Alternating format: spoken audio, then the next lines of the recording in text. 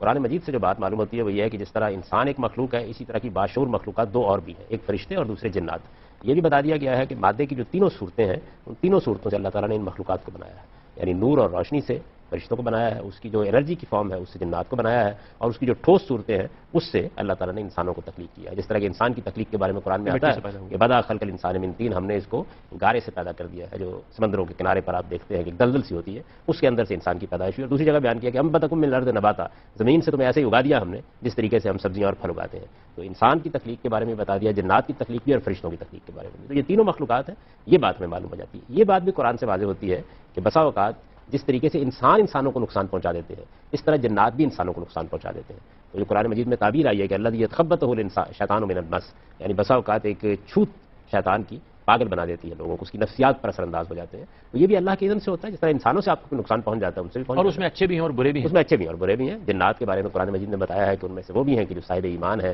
وہ بھی ہیں کہ جو بہت اچھے طریقے سے اپنی زندگی بسر کرتے ہیں، انبیاء علیہ السلام کی تعلیمات کے مطابق رہتے ہیں، اور ان میں شیاطین بھی ہوتے ہیں، ان میں ابلیس بھی ہے، ظاہر ہے وہ بھی شیطانوں وہ بھی شیاطین کی ایک قسم ہے۔